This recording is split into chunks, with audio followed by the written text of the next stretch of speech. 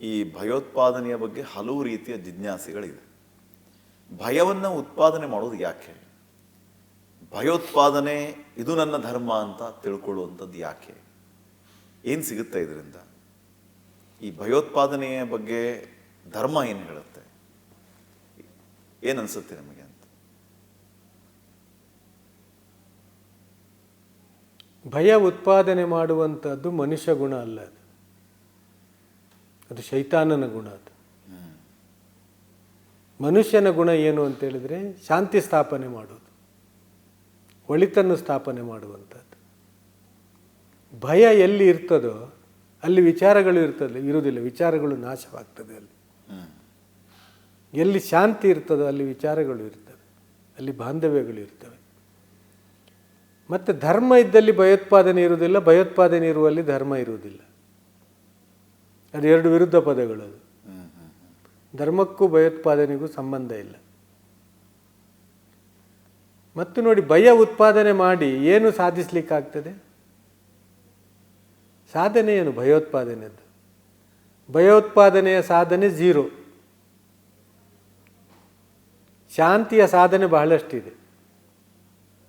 ಭಯ ಉತ್ಪಾದನೆ ಮಾಡುವವರನ್ನು ಜನ ಬೇಗ ಮರೆತು ಬಿಡುತ್ತಾರೆ. ಶಾಂತಿ ಯಾರು ಹರಡ್ತಾರೋ ಅವರನ್ನು ಬೇಗ ಜನ ಮರೆಯುವುದಿಲ್ಲ. ಉತ್ಪಾದನೆ ಯಾವುದಾದ್ರೂ ಒಳ್ಳೆಯ ವಸ್ತುವಿನದ್ದು ಮಾಡಬೇಕಲ್ಲ ಸರ್? ಹೌದು, ಒಳ್ಳೆಯ ವಸ್ತುವಿನದ್ದು ಉತ್ಪಾದನೆ ಮಾಡಬೇಕಲ್ಲ. ಭಯದ ಉತ್ಪಾದನೆ ಯಾಕೆ ಮಾಡಬೇಕು ನಾವು? ಭಯ ಉತ್ಪಾದನೆ ಮಾಡಬಾರ್ದು ನಾವು ಯಾರೂ ಕೂಡ. ಭಯ ಯಾರಿಗೂ ಕೂಡ ಬೇಡ. ಎಲ್ಲರೂ ಕೂಡ ಕಾಣ ಬಯಸೋದು ಏನಂದರೆ ಶಾಂತಿ, ನೆಮ್ಮದಿ, ಸುಖ, ಆರಾಮ, ಇದೇ ಅಲ್ವ ಬಯಸೋದು ಎಲ್ಲರೂ ಕೂಡ. ಆದರೆ ಭಯೋತ್ಪಾದನೆ ನನ್ನ ಧರ್ಮ ಅಂತ ಅನ್ಕೊಳ್ಳೋರು? ಭಯೋತ್ಪಾದನೆ ಮಾಡುವವನಿಗೆ ಧರ್ಮವೇ ಇಲ್ಲ. ಅವನ ಧರ್ಮ ಹೇಳೋದು ಹೇಗೆ? ಯಾರು ಭಯೋತ್ಪಾದನೆ ಹುಟ್ಟು ಹಾಕ್ತಾನೆ ಅವನಿಗೆ ಧರ್ಮವೇ ಇಲ್ಲ. ಧರ್ಮದ ವ್ಯಾಖ್ಯಾನವೇ ಅಲ್ಲ ಅದು ಭಯೋತ್ಪಾದನೆ ಹೇಳುವಂಥದ್ದು. ನನ್ನ ಧರ್ಮ ಹೇಳಿದ್ರೆ ಅವನಿಗೆ ಧರ್ಮ ಇಲ್ಲ ಅಂತ ಅರ್ಥ. ಭಯೋತ್ಪಾದನೆ ಅವನ ಧರ್ಮ. ಯಾವ ಧರ್ಮವೂ ಕೂಡ ಭಯೋತ್ಪಾದನೆ ಕಲಿಸೇ ಇಲ್ಲ. ಯಾವ ಧರ್ಮವೂ ಕೂಡ ಕಲಿಸಿಲ್ಲ.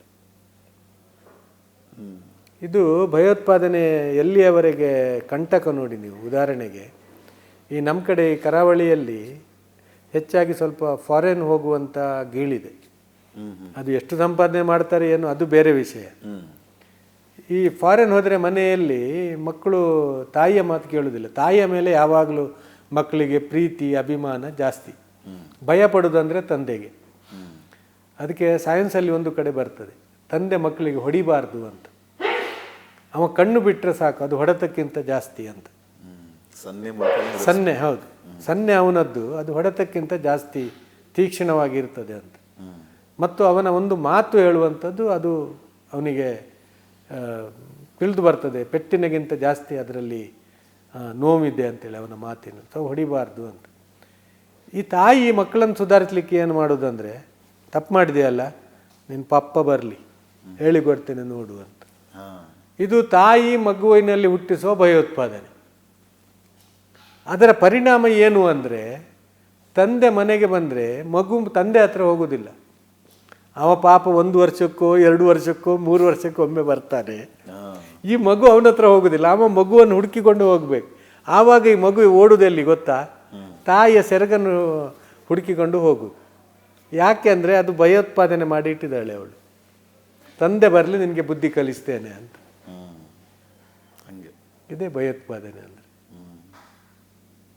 ಟೀಚರ್ ಕೈಯಲ್ಲಿ ಒಂದು ಬೆತ್ತ ಇರ್ತಿತ್ತು, ಈಗ ಇಲ್ಲಲ್ಲ. ಈಗ ಆಡು ಕಲಿ ಅಲ್ಲ, ಈಗ ಆಡು ಕಲಿ. ಈಗಿನ ನಮ್ಮ ಸ್ಲೋಗನ್ ನಲಿ ಕಲಿ ಅಂತ.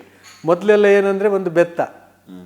ನಮ್ಮ 4ನೇ ಸ್ಟ್ಯಾಂಡರ್ಡ್ನಲ್ಲಿ ಮಾಸ್ಟರ್ ಇದ್ರು, ಹೌದು, ಹೊಡಿಸ್ಕೊಂಡು ಕಲಿ. ಅವರು ನಾಗಪ್ಪ ಮಾಸ್ಟ್ರು ಅಂತ. ಅವರ ಕ್ಲಾಸು 4ನೇ ಕ್ಲಾಸ್. ಅವರ ಐಡೆಂಟಿಟಿ ಏನಂದರೆ ಅವ್ರ ಹತ್ರ ಒಂದು ನಾಗಬೆತ್ತ. ನಾಗಪ್ಪ ಮಾಸ್ಟ್ರು 4ನೇ ಕ್ಲಾಸ್ ನಾಗಬೆತ್ತ. ನಾವೆಲ್ಲರೂ ಕೂಡ ಅದನ್ನು ನೆನಪು ಮಾಡಿ ಇಟ್ಕೊಳ್ಳುವವರು. ಆ ಬೆತ್ತ ಎತ್ತಿದ ಕೂಡಲೇ ನಮಗೆ ಭಯ. ಅವ್ರು ಹೊಡಿಬೇಕಾಗಿಲ್ಲ, ಅದು ಈಗ ಎತ್ತಿದ ಕೂಡಲೇ ನಮಗೆ ಭಯ. ಇದು ಭಯೋತ್ಪಾದನೆ. ಭಯೋತ್ಪಾದನೆ ಸ್ಯಾಂಪಲ್ಗಳಿದೆ. ಇದನ್ನೇ ದೊಡ್ಡ ಮಟ್ಟದಲ್ಲಿ ಭಯೋತ್ಪಾದನೆ ನನ್ನ ಧರ್ಮ ಅಂತ. ಧರ್ಮ ಇದ್ದಲ್ಲಿ ಭಯೋತ್ಪಾದನೆ ಇಲ್ಲ, ಭಯೋತ್ಪಾದನೆಯಿಂದಲ್ಲಿ ಧರ್ಮ ಇಲ್ಲ. ಮತ್ತು ಯಾರಿಗೂ ಕೂಡ ಭಯೋತ್ಪಾದನೆಯಲ್ಲಿ ಒಂದು ಸ್ವಲ್ಪ ಕಾಲಕ್ಕೇನೋ ಅವ ತನ್ನವರನ್ನಾಗಿ ಮಾಡಿಕೊಳ್ಳಿ ಇಟ್ಕೊಳ್ಬೋದೇ ಹೊರತು ದೀರ್ಘಕಾಲ ತನಕ ಅದು ಪರಿಣಾಮ ಬೀರುತ್ತದೆ. ವ್ಯಾಪ್ತಿ ಮೀರ್ಬಿಟ್ಟಿದೆ ಭಯೋತ್ಪಾದನೆ. ಧರ್ಮಗಳ ಮಧ್ಯೆ ಭಯೋತ್ಪಾದನೆ, ಗಡಿಯಲ್ಲಿ ಭಯೋತ್ಪಾದನೆ, ಇತಿಮಿತಿನೇ ಇಲ್ಲ. ಅದು ಆ ರೀತಿಯ ಭಯೋತ್ಪಾದನೆಯು ಯಾವ ರೀತಿ ನೋಡ್ತಾರೆ? ಇಲ್ಲ, ಅದು ಇರಬಾರ್ದು. ಧರ್ಮಕ್ಕೂ ಅದಕ್ಕೆ ಸಂಬಂಧ ಇಲ್ಲ ಅಷ್ಟೇ. ಧರ್ಮಕ್ಕೂ ಭಯೋತ್ಪಾದನೆಗೂ ಸಂಬಂಧ ಇಲ್ಲ. ಬಟ್ ಇದೇ ನನ್ನ ಧರ್ಮ ಅಂತಾರ ಅವರು. ಇಲ್ಲ, ಭಯೋತ್ಪಾದನೆ ಅವರಿಗೆ ಧರ್ಮವೇ ಇಲ್ಲ. ಧರ್ಮವೇ ಇಲ್ಲ ಅವರಿಗೆ. ಅದು ಯಾರೇ ಬೇಕಾದರೂ ಹೇಳಿ, ಅವರಿಗೆ ಧರ್ಮ ಇಲ್ಲ. ಅದು ಅವ ಕೇಸರಿ ಶಾಲು ಹಾಕೊಳ್ಳಿ ಹೇಳಿ, ಹಸಿರು ಶಾಲು ಹಾಕಿಕೊಂಡು ಹೇಳಿ, ಅಥವಾ ಬಿಳಿಯ ಶಾಲು ಹಾಕಿಕೊಂಡು ಹೇಳಿ ಅವ ಭಯೋತ್ಪಾದನೆ ಧರ್ಮ ಅಂತ. ಅವನಿಗೆ ಧರ್ಮ ಇಲ್ಲ. ಶಾಲು ನೋಡಿ ನಾವು ಅವನನ್ನು ಧರ್ಮ ಗುರುತಿಸುವಂಥ ಅಗತ್ಯವೂ ಇಲ್ಲ. ಬಣ್ಣದ ಮೇಲೆ ಧರ್ಮಗಳನ್ನು ಗುರುತಿಸುವ ಅಗತ್ಯವೂ ಇಲ್ಲ. ಹಾಗಿದ್ರೆ ಅದನ್ನ ಪ್ರೋತ್ಸಾಹಿಸಲೂಬಾರ್ದು, ಇಲ್ಲ, ಅದ್ರ ಬಗ್ಗೆ ಮಾತಾಡಲೂಬಾರ್ದು. ಅದನ್ನು ಮುಗಿಸ್ಬೇಕು. ಅದನ್ನು ಅದು ಬೆಳಿಬಾರ್ದು. ಧರ್ಮ ಇದು ಭಯೋತ್ಪಾದನೆ ಭಯ ಎಲ್ಲಿ ಮನೆಯಲ್ಲಿಯೂ ಕೂಡ ಇರಬಾರ್ದು.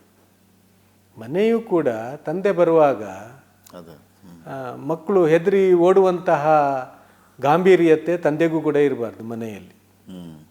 ಅದಕ್ಕೆ ಪ್ರವಾದಿಗಳು ಹೇಳಿದ್ರು, ನೀವು ಮನೆ ಪ್ರವೇಶ ಮಾಡುವಾಗ ಮೊದಲು ಸಲಾಂ ಮಾಡಿ, ಅದರ ಮೇಲೆ ಹೆಂಡತಿಯನ್ನು ನೋಡಿ ಸ್ಮೈಲ್ ಮಾಡಿ,